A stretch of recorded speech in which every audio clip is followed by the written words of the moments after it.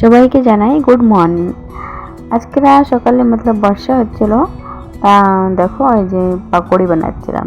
ব্যাটারটা তৃষা ড্যাডি তৈরি করে দিয়েছিল, আমি খালি এই যে পাকোড়িটা বানাচ্ছি, আমি পাকোড়িটা চলতেছি। আশা করি সবাই ভালো আছো, সুস্থ আছো। আমি প্রীতি, আমার ছোট্ট ঘরেতে অনেক স্বাগত, অনেক ভালোবাসা।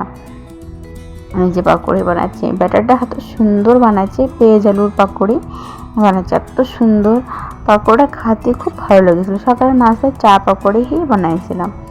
তা এই কদিন তো बहुत ही গরম, উমাস পালা গরম, তা বুঝতে পারবো না যে কত গরম, এত গরম পড়ছিল। তা 2 দিন ধরে যা একটু বর্ষা হচ্ছে, তা একটুখানি ভালো লাগতেছে, পাংখার ধারে বসলেও একটু ভালো লাগতেছে, এই উমাস পালা গরমটা নাই, তা ভালো লাগতেছে এখন। তা সকালবেলা বর্ষা পড়ছিল, সকালবেলা ভোরের দিকে বর্ষা হচ্ছিল, মৌসুমটা খুব ভালো। তাই ভাবলাম চলো একটু পাকোড়ি বানাইনি। এই যে পাকোড়ি, আমার সকালে স্নান দান হয়ে গেছে, আমি স্নান দান করে আইছি, ঝাড়ু পোছা করে টরে। আর তৃষার ড্যাডি গেছে স্নান করতে, আর তৃষারে পাকোড়ি বানাই দিছি বিনা ঝালেরটা। তো সেইগুলো ও খাচ্ছে বসে বসে, আর এই যে আমাকে তোমরা ভেজে নিয়েছি।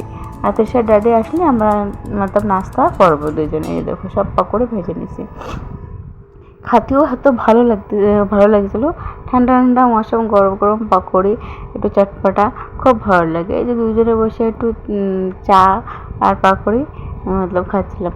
ব্ল্যাক চা বানাইছিলাম, দুধের চা একটু কমই খাই, তাই যে চা বলতে আমরা बहुत ही কমই খাই চা, আমরা बहुत ही কম খাই।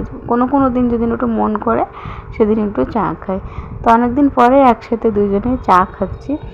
আর এই যে দুপুরবেলা রান্না করতেছিলাম ডিমের ঝোল, একটু আলু টমাটার আর যে ঘরের বেসিক যে মশলা, হলদি লবণ, তারপরে ঝালের গুঁড়ি, একটু ভাজা জিরের গুঁড়ি নামাই না, একটু গরম মশলা দিয়ে ডিমের ঝোল বানাইছিলাম। আর ওই যে মূলো নিয়েছিলাম, আর মূলোর পাতা না ভালো ছিল, বহুতই ভালো। তো সেই মূলের পাতাগুলো কুচে ব্যাস মূলের পাতাগুলো ভাজেছিলাম। তা আজকে দুপুরবেলা এই রান্নাবান্না করেছিলাম, সিম্পল ডিম আলুর ঝোল। আর ওই মূলের পাতা যে আনিয়েছিলাম, সেই মূলের পাতাটা ভাজলাম। ডিম করে না কীরকম যেন ছিল, সিদ্ধ করেছিলাম, ছালতে যে কীরকম যেন হয়ে গেছিলো, ভেঙে যাচ্ছিলো। বড় আস্তে আস্তে আস্তে আস্তে ডিম আর সাবুত না থাকলে না ভালো লাগে না খেলাম। আর এই তৃষার জন্য একটু বিনা ঝালের, তার আগে থেকে উঠে রেখেছিলাম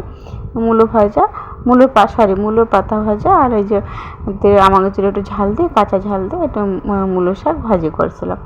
তাই যে দুপুরবেলায় লাঞ্চ আজকের একদম সিম্পল।